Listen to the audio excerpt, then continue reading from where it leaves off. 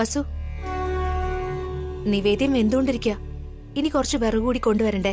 ഞാൻ പോയി എടുത്തിട്ട് വരാം ചേച്ചി. ശരി, ഞാനും കൂടി വരാം.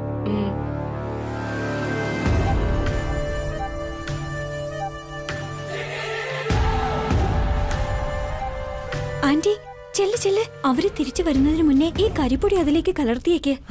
നീ ഇവിടെ നിൽക്കോ. വേഗം ചെല്ല് ചെല്ല്.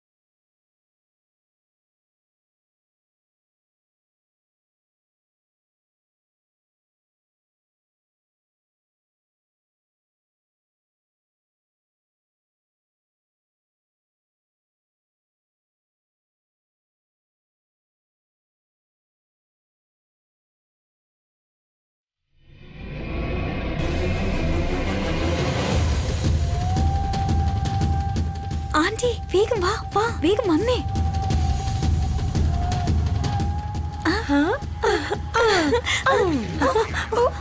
പതുക്കെ.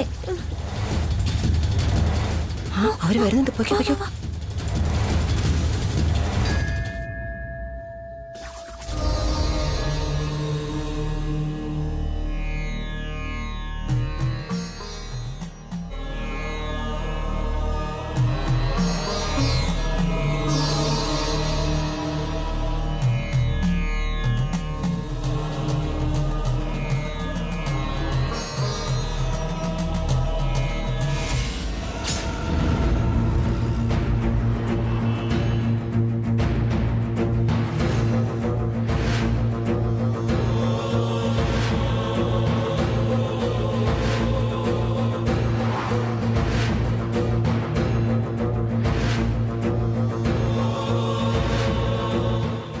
എന്തു പറ്റി വസു? നിവേദ്യം കറുപ്പായി പോയമ്മേ.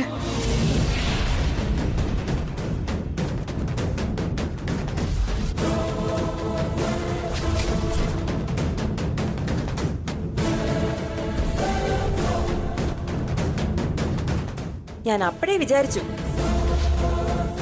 ഈ വീട്ടിലുള്ളവർക്ക് നല്ലത് വരണമെന്ന് നിന്റെ മനസ്സിലുണ്ടെങ്കിലല്ലേ നിന്റെ മനസ്സ് പോലെ തന്നെ നിവേദ്യം കറുപ്പായി.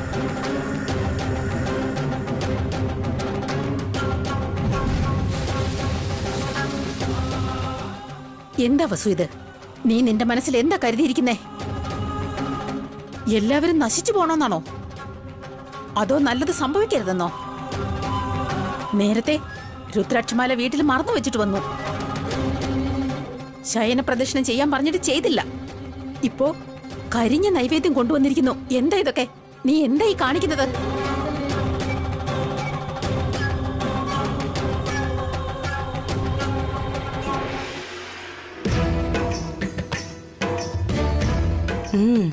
നിന്റെ അമ്മായി ഇന്ന് ഉറപ്പായിട്ടും വസുവിനെ വഴക്ക് പറഞ്ഞു കൊല്ലും.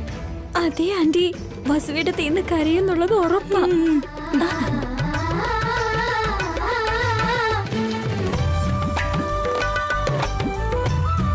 മോളെ നമസ്കരിച്ചിട്ട് നിവേദ്യം സമർപ്പിച്ചോളൂ.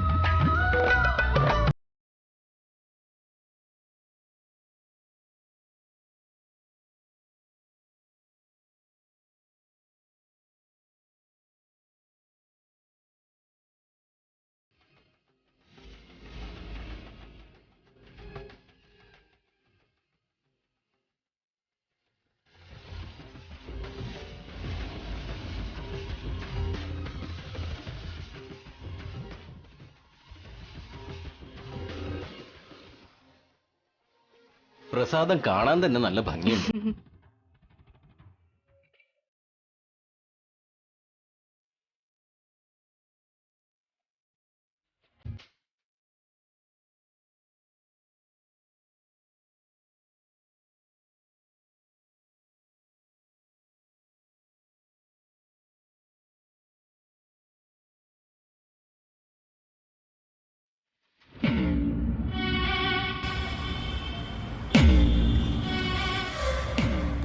എന്താ ആന്റി ഇത്? നിവേദ്യ എന്താ കറുപ്പാകാത്തത്? അതാണ് എനിക്കും പിടികിട്ടാത്തത്. എന്റെ കൈ കൊണ്ടല്ലേ ഞാൻ കരിപ്പൊടി കലക്കിയത്. പിന്നെ എങ്ങനെ കളറ് മാറാതിരിക്കും? എങ്ങനാന്ന് ഞാൻ പറയട്ടെ അമ്മൂമ്മേ.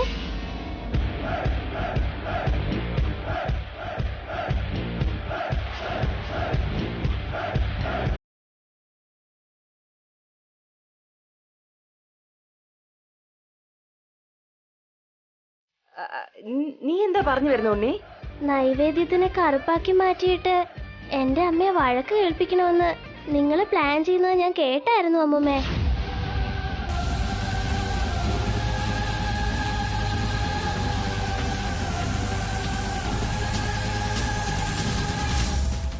അമ്മയും വല്യമ്മയും വിറകെടുക്കാൻ എഴുന്നേറ്റ് പോയ നേരത്ത് നിങ്ങൾ നൈവേദ്യത്തില് കരിപ്പൊടി കലക്കിയായിരുന്നില്ലേ? ആ പാത്രം മാറ്റി അവിടെ വേറൊരു പാത്രം ഞാൻ വെച്ചായിരുന്നു.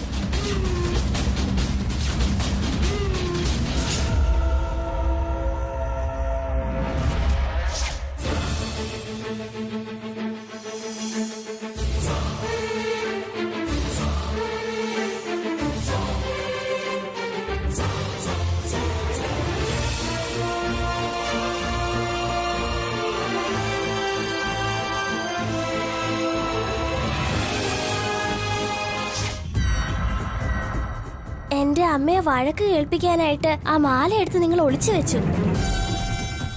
ഇപ്പൊ നൈവേദ്യം നശിപ്പിക്കാനും നിങ്ങൾ ശ്രമിച്ചു. എന്നെ അമ്പലത്തിലേക്ക് വരാതെ തടയാനും നിങ്ങൾ നോക്കി. ഈ കാര്യങ്ങളൊക്കെ ഞാൻ അച്ഛനോട് പറഞ്ഞാലുണ്ടല്ലോ, നിങ്ങളുടെ കളികളൊക്കെ അതോടെ കഴിയും.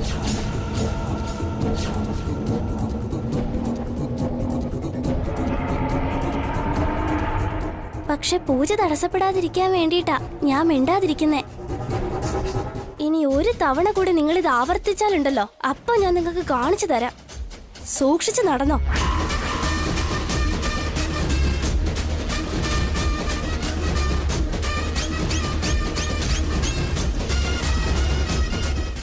ഇവനെന്താ നമുക്ക് തന്നെ വാണിയൊക്കെ തരുന്നേ? നമ്മൾ അവന്റെ അടുത്ത് നിന്ന് പെട്ടതാ. ഇവനെ ഇവന്റെ അമ്മയെ അങ്ങനെ വെറുതെ വിടാൻ പാടില്ല. രണ്ടുപേർക്ക് ഞാൻ പണി കൊടുക്കുന്നുണ്ട്. നടക്ക് നടക്ക്. അമ്മേ, എല്ലാവരും ജോഡികളോടൊപ്പം ഇരിക്കൂ.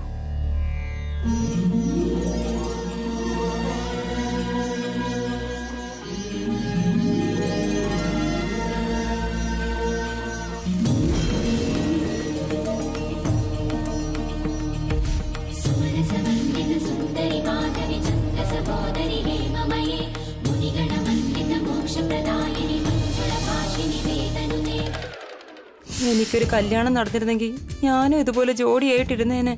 ഈ ജന്മത്തിൽ ആ ഭാഗ്യം കിട്ടുമോ എന്തോ. അമ്പലത്തിൽ നിന്ന് തിരിച്ചു പോകുന്നതിന് മുൻപ് ഇവനുള്ള പണി തീർച്ചയായിട്ടും കൊടുക്കണം. പശുവിനെ അപമാനിച്ച് കരയിപ്പിക്കുകയും വേണം.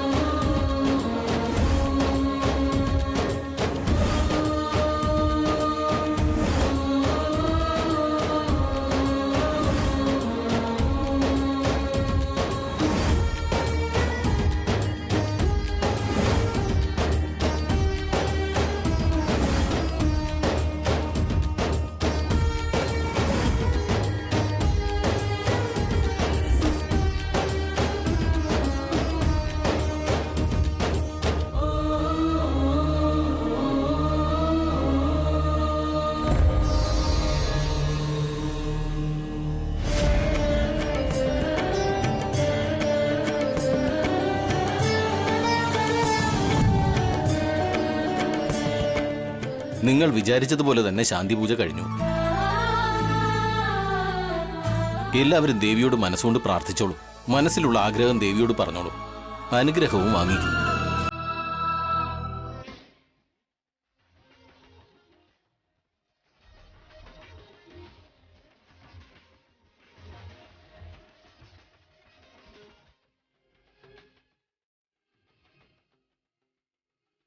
ആയുസ്സും ആരോഗ്യവും ഐശ്വര്യവും സമ്പത്തും ഉണ്ടാവട്ടെ.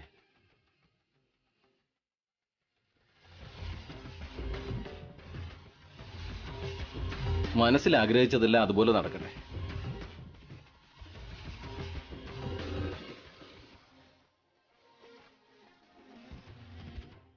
നല്ല സന്താനങ്ങളെ ലഭിക്കട്ടെ.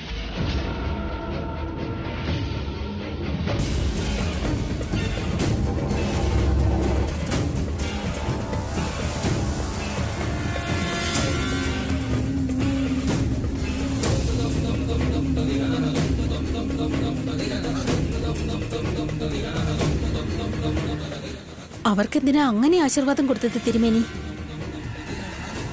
ഞാനൊരു നല്ല കാര്യമല്ലേ പറഞ്ഞു. ദേവിയുടെ അനുഗ്രഹം കിട്ടുകയാണെങ്കിൽ ഈ ദമ്പതികൾക്ക് നല്ല സന്താനങ്ങളെ ലഭിക്കും. ഇല്ല തിരുമേനി, ഇവർക്ക് ഇപ്പോഴേ കുട്ടികൾ ഉള്ളതാ. ഇനിയും കുഞ്ഞുങ്ങൾ വേണ്ട.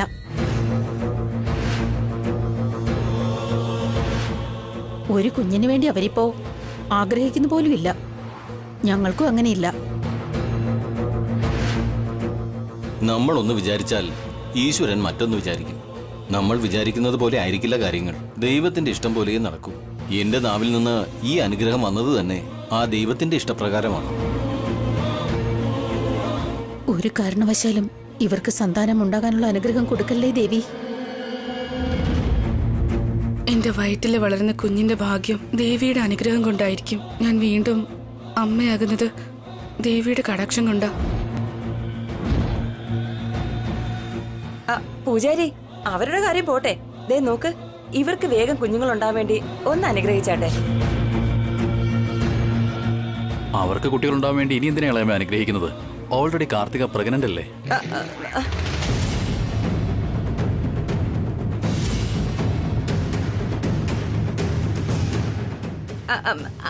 അത് തന്നെ, അവളുടെ വയറ്റിലുള്ള കുഞ്ഞെ പെട്ടെന്ന് ജനിക്കാൻ വേണ്ടി ഒന്ന് അനുഗ്രഹിക്കാൻ പറഞ്ഞതാ. അനുഗ്രഹിച്ചാട്ടെ.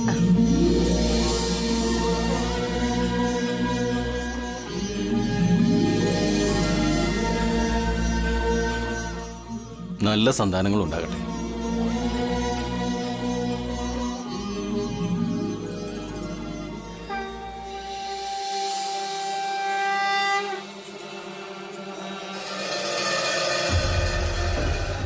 മോളെ, നീ ഇപ്പൊ ഗർഭിണിയായിരിക്കല്ലേ? ഈ തൊട്ടിൽ ക്ഷേത്രത്തിലെ ആ മരത്തിൽ കെട്ടിക്കൊള്ളൂ. നല്ല കുഞ്ഞിനെ ലഭിക്കും.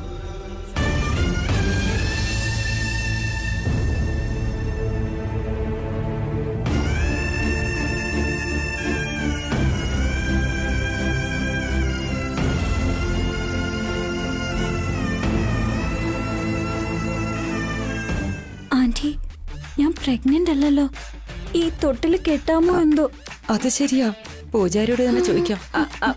പൂജാരി, എനിക്കൊരു സംശയം. ഇപ്പോ ഗർഭിണിയല്ലാത്തവര് ഈ തൊട്ടിൽ കെട്ടിയ എന്താ സംഭവിക്കുക? വേഗം തന്നെ സന്താനങ്ങൾ ലഭിക്കും. ഒരു പക്ഷേ കുഞ്ഞ് വയറ്റിലില്ലെങ്കിൽ പോലും ഉണ്ടെന്ന് കള്ളം പറഞ്ഞ് ഈ തൊട്ടിൽ കെട്ടിയ എന്താ ഉണ്ടാവുക? കള്ളം പറയുന്നത് ഒട്ടും ശരിയല്ലല്ലോ.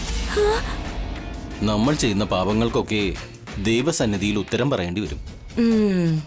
അങ്ങനെയുള്ളപ്പോൾ ദൈവസന്നിധിയിൽ ചെയ്യുന്ന തെറ്റുകൾ, അതായത് കള്ളം പറയുന്നതും അതുപോലെ അറിഞ്ഞുകൊണ്ട് തെറ്റുകൾ ചെയ്യുന്നതും എവിടെ പോയാലും നമ്മെ പിന്തുടരുക തന്നെ ചെയ്യും. ശിക്ഷയും ലഭിക്കും. ഇപ്പൊ എന്തിനാ സുമംഗലി നീ ഇങ്ങനെയൊക്കെ ചോദിക്കുന്നേ? ഞാൻ വെറുതെ ചോദിച്ചതേ ചേട്ടാ. ജനറൽ നോളജിന് വേണ്ടി. അത്രേ ഉള്ളൂ. പൂജാരി, എന്നെയും കൂടെ ഒന്ന് അനുഗ്രഹിച്ചാട്ടെ. ആയുരാരോഗ്യത്തോടെ 100 വയസ്സ് വരെ ജീവിച്ചിരിക്കട്ടെ. പാഴായ ജന്മം. എങ്ങനെ പോയാലും ഞാൻ 100 വയസ്സ് വരെ ജീവിക്കും. ഇങ്ങനെ അനുഗ്രഹിക്കുന്നതിന് പകരം എനിക്കൊരു കല്യാണം നടക്കുമെന്ന് പറയാൻ പാടില്ലേ ഇങ്ങനൊരു പൂജാരി? വാ കാർത്തിക, മരത്തിലെ തൊട്ടിൽ കേട്ടാ. നീ എന്തിനാ അതിനൊക്കെ? ഞാൻ കാർത്തികയെ കൂട്ടിക്കൊണ്ട് പോവാം. അത് വേണ്ട, ഞാൻ തന്നെ കാർത്തികയുടെ കൂടെ പോയി കെട്ടിക്കോളാം. വാ കാർത്തിക.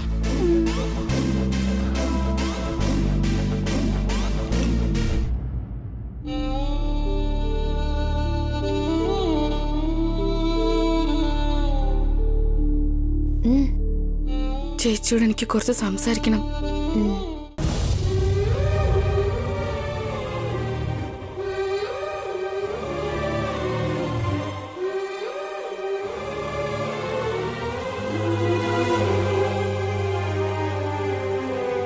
എന്താ വസു? ഗർഭിണിയായിരിക്കുന്നവര് അമ്പലമരത്തിലെ തൊട്ടിൽ കെട്ടുന്നത് നന്നായിരിക്കുമെന്ന് പൂജാരി പറഞ്ഞില്ലേ ചേച്ചി? എനിക്ക് തൊട്ടിൽ കെട്ടാൻ ആഗ്രഹമുണ്ട്. ഞാനും അതാ ആലോചിച്ചത് വസു. ഗർഭമായിരിക്കുന്നവര് ശാന്തി പൂജ ചെയ്യാൻ പാടില്ലെന്ന് അറിഞ്ഞിട്ടും നിനക്ക് ചെയ്യേണ്ടി വന്നു. അമ്പലമരത്തില് ആ തൊട്ടിൽ കെട്ടിയാലെങ്കിലും ആ ദോഷം നിനക്ക് മാറിക്കിട്ടിയാലോ? പക്ഷെ പൂജാരി ഒരു തൊട്ടിലേ തന്നിട്ടുള്ളൂ.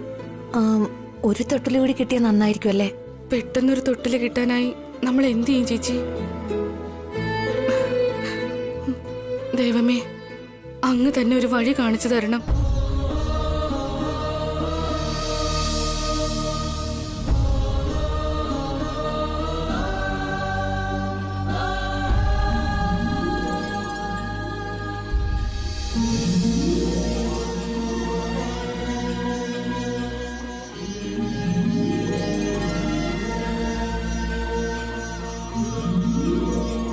മോളെ വസു,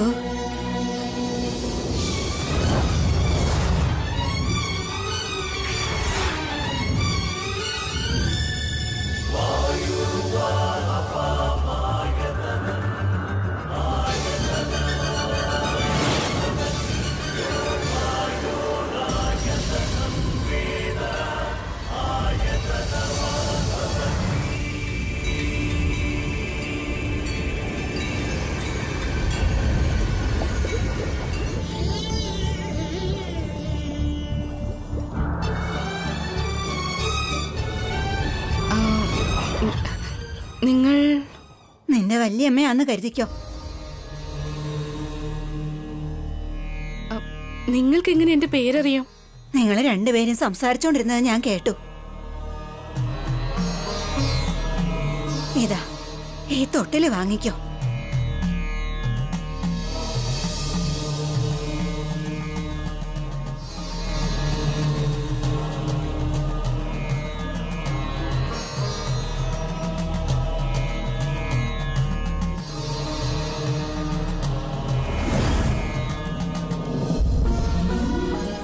ചെന്ന് ആ മരത്തിൽ കെട്ടിയിട്. നിനക്ക് നല്ലൊരു കുഞ്ഞ് ജനിക്കും. ഞാൻ ഗർഭിണിയാണെന്ന കാര്യം നിങ്ങൾ എങ്ങനെയാ മനസ്സിലാക്കിയേ? നിന്നെ കണ്ടപ്പോ എനിക്ക് അങ്ങനെ തോന്നി മോളെ. ഈ തൊട്ടില് എനിക്ക് തന്നെ തരാൻ നിങ്ങൾക്ക് എന്താ തോന്നിയേ? എന്റെ കൊച്ചുമോളെ കൊണ്ട് കെട്ടിക്കണമെന്നാ വിചാരിച്ചത്. അവൾ ഇന്ന് എന്റെ കൂടെ അമ്പലത്തിലേക്ക് വന്നില്ല. തിരിച്ചു കൊണ്ടുപോകുന്നത് എങ്ങനെയാന്ന് വെച്ചാ നിനക്ക് തരുന്നത് മോളെ.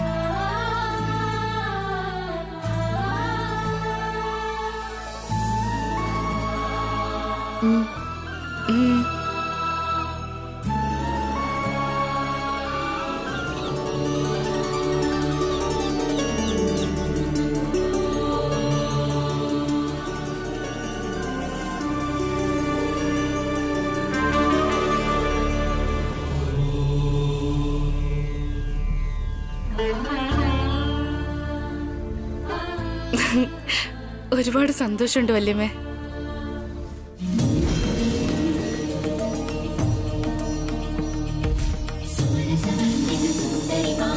നിനക്ക് നല്ലൊരു കുഞ്ഞുണ്ടാകട്ടെ.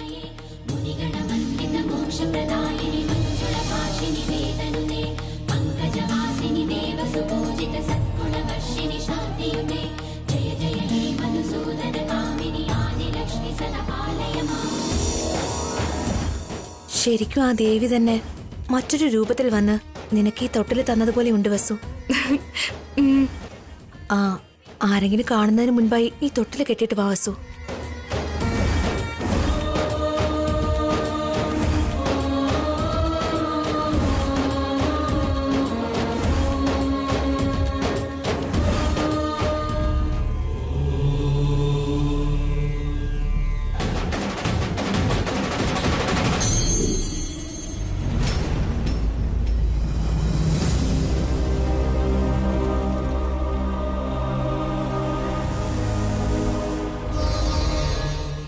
കെട്ടിക്കോ കാർത്തിക,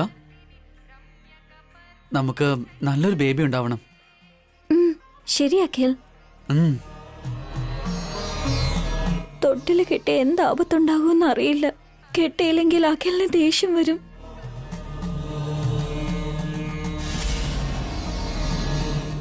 ചെല്ല കാർത്തിക, പോയി കെട്ട.